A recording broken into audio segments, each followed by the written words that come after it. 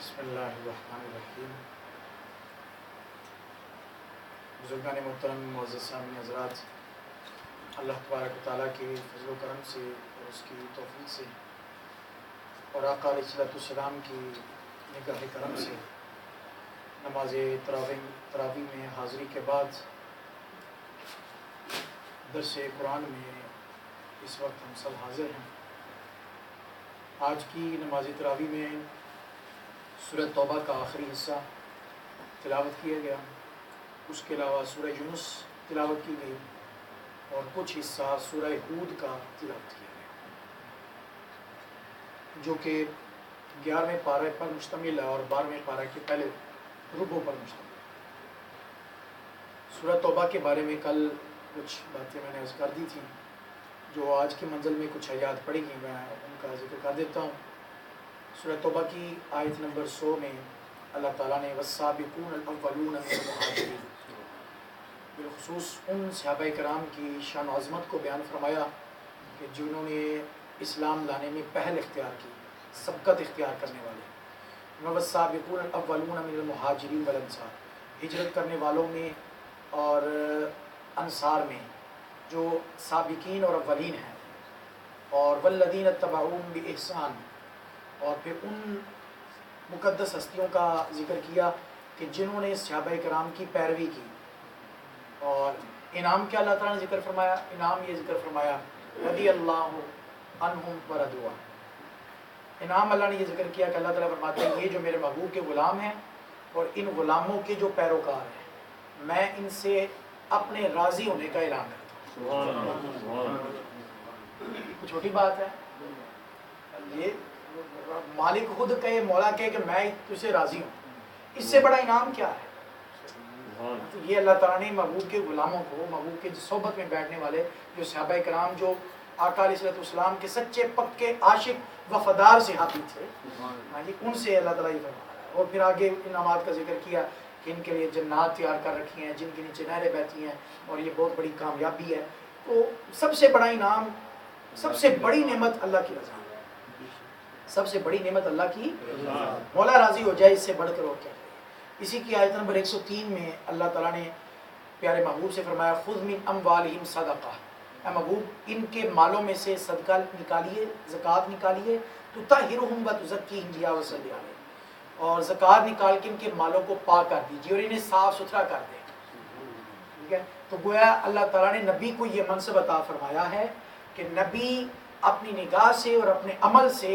اپنے غلاموں کو پاک اور صاف بنانے والے ہیں اور ستھرا بنانے والے ہیں۔ اور پھر اسی آیت کے لفظ ان صلاتک سکن لہم وصلی علیہم، اے محبوب ان کے لیے دعائے رحمت کیجیے۔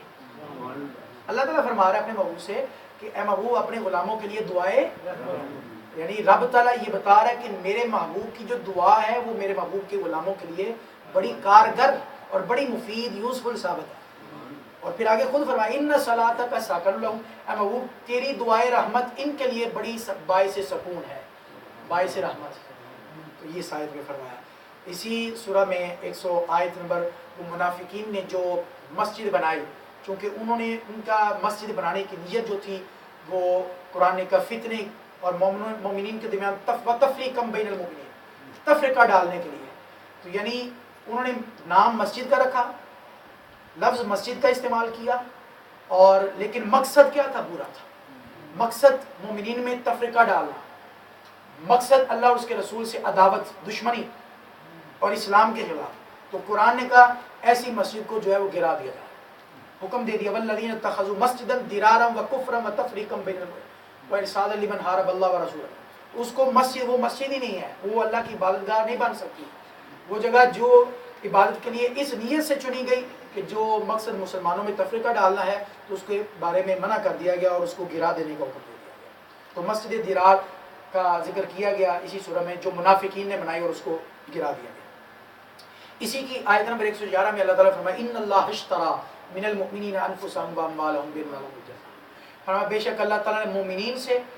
ان کی جانوں کو اور ان کے مالوں کو جنت کے بدلے میں خرید لیا۔ جان بھی فانی، مال بھی فانی، گویا رب نے ہم سے فانی چیز لے کے ہمیں باقی چیز عطا کر دی۔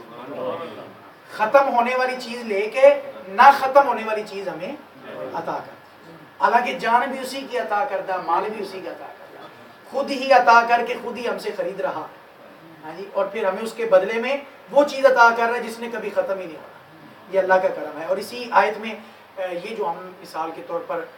دشمنوں سے جنگ کرنے کے لیے، مقابلہ کرنے کے لیے جو ایٹم بم یا ہتھیار یا اسلحہ جو تیار کرتے ہیں، اس کا ثبوت بھی آج کسی منزل میں اسی آیت میں وَأَعِدُّوا لَهُم مَّا اسْتَطَعْتُم مِّن قُوَّةٍ، قرآن کہتا ہے جتنا ہو سکتا ہے اپنی قوت کو مضبوط کرو، مسلمانوں کو حکم دیا جا رہا ہے، وَمِن رِّبَاطِ الْخَيْلِ، گھوڑے تندرست گھوڑے تیار کرو، ٹھیک ہے، جنگ کے لیے،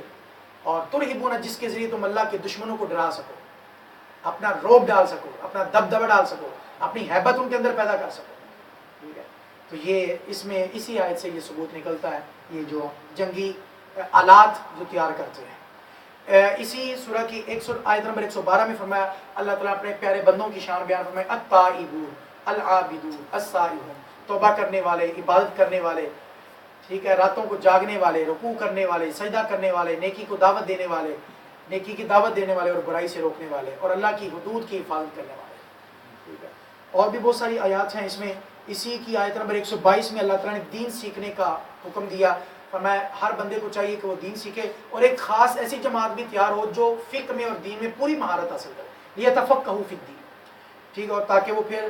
دین میں فقہ حاصل کر کے پوری مہارت حاصل کر کے پھر اپنی قوم کو جا کے جو ہے وہ دین کے مسائل سکھائے۔ تو یعنی عام طور پر دین کا علم سیکھنا جو بنیادی چیزوں کا، وہ ہر ایک مسلمان پر فرض ہے، اور دین کا پورا عالم بننا یہ چند لوگ اگر تیار ہو جائیں اور پھر وہ اپنی قوم کے لیے وہ سارا رہنمائی دیں تو یہ کافی ہے۔ اور اسی طرح اللہ تعالیٰ نے فرمایا آیت نمبر 119 میں، یا ایھا الذین آمنوا اتقوا اللہ وکونوا مع الصادقین، اے ایمان والو اللہ سے ڈرو اور سچوں کی نسبت میں آ جاؤ، سچوں کی سنگت میں آ جاؤ، اللہ والوں کی نسبت میں آ جاؤ۔ اور اس کی جو آخری آیات ہیں سورۃ توبہ کی بڑی خوبصورت آیات، لقد جاءکم رسول من انفسکم عزیز علیہ ما عنتم حریص علیکم بالمؤمنین، کہ تحقیق تمہارے پاس تمہارے میں سے ہی ایسا رسول آیا کہ جو عزیز علیہ ما عنتم، تم کسی مصیبت میں مبتلا ہو جاؤ، پریشانی میں مبتلا ہو جاؤ تو وہ رسول پریشان ہو جاتا ہے، اس پر گراں گزرتا ہے، اور وہ حریص علیکم بالمؤمنین رؤوف الرحیم، وہ تمہارے اوپر بہت ہی مہربان ہے۔ تو آقا علیہ الصلوۃ والسلام کے لیے امت کے ساتھ جو محبت ہے اور تعلق ہے اس کا ذکر کیا گیا۔ اس کے بعد دوسری سورہ، آج ہم سورہ ہود کا تذکرہ نہیں کریں گے، وہ کل کی منزل میں رکھیں گے، لیکن سورہ یونس کا اختصاراً تذکرہ کرتے ہیں۔ سورہ یونس یہ سورت بھی مکی ہے، اور اس کے 11 رکوع اور 109 آیات ہیں، اور اس میں انبیاء کرام کی دعوت اور قوموں کا رد عمل ذکر کیا گیا۔ اس صورت میں بھی انبیاء کرام کی دعوتوں کا ذکر کیا گیا، اور اس کے بدلے میں قوموں نے کیا ریئیکٹ کیا،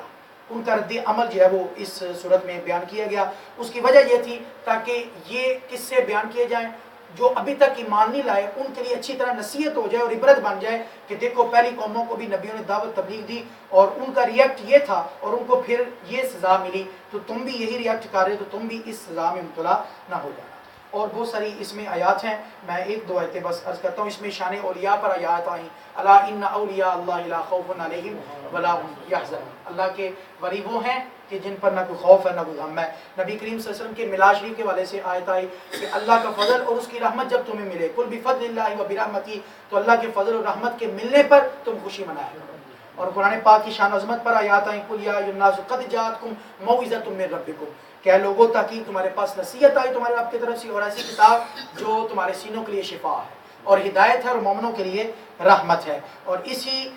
سورت کی آیت نمبر 92 میں اللہ تعالیٰ نے یہ جو فرعون کی لاش کا فَالْيَوْمَ نُنَجِّيكَ بِبَدَنِكَ لِتَكُونَ لِمَنْ خَلْفَكَ آیَةً، 1400 سال سے زیادہ عرصہ قبل یہ قرآن نے خبر دے دی تھی، اور یہ واقعہ جب بیان کیا اس کا، میں کہ ہم اس کی لاش کو، اس کے بدن کو، اس کو نجات دیں گے، اس کو محفوظ رکھیں گے تاکہ آنے والوں کے لیے وہ عبرت کا نشان ہو۔ اس کا ذکر بھی جو ہے وہ آج کی صورت میں ہے۔ یہ چند مضامین تھے جو آپ کی خدمت پیش کیے، اللہ تعالیٰ ہم سب کو قرآن پاک کی صحیح سمجھ عطا فرمائے۔ الحمدللہ رب العالمین والصلاة والسلام علی سید الانبیاء والمرسلین، یا الہ العالمین، نماز تراویح کی حاضری کو، درس قرآن کی حاضری کو اپنی پاک بارگاہ میں قبول و منظور فرما۔ باری تعالیٰ رمضان مبارک کا صدقہ، قرآن پاک کی تلاوت کا صدقہ ہم سب کے صغیرہ کبیرہ گناہوں کو معاف فرما، جسمانی روحانی بیماریوں سے محفوظ فرما، آقا علیہ الصلوۃ والسلام کی پکی سچی محبت عطا فرما، آپ کی بتائی ہوئی تعلیمات پر عمل کرنے کی توفیق عطا فرما، باری تعالیٰ جب موت آئے تو خاتمہ بالایمان عطا فرمانا، قبر میں آقا علیہ السلام کی زیارت، پہچان اور شفاعت کبریٰ سے مالا مال فرمانا، باری تعالیٰ حرمین شریفین کی با ادب حاضری کی سعادت عطا فرما۔ مولا یہ جتنے بھی احباب دور سے قرآن پاک کی محبت میں، رمضان کی محبت میں، نماز تراویح کی ادائیگی کے لیے باقاعدگی سے آ رہے ہیں، مولا سب کو اجر عظیم عطا فرما، قدم قدم پر کروڑا رحمتیں، نیکیاں، برکتیں عطا فرما۔ جتنے بھی مرد و خواتین شریک ہوتے ہیں مولا سب کی نیک دلی دعاؤں کو قبول و منظور فرما، جو کچھ ہمارے حق میں بہتر ہے وہ عطا فرما، جو بہتر نہیں مولا اس سے محفوظ فرما۔ وصلی اللہ تعالی علی حبیبہ خیر خلقہ سیدنا و مولانا محمد و آلہ و اصحابہ اجمعین برحمتک۔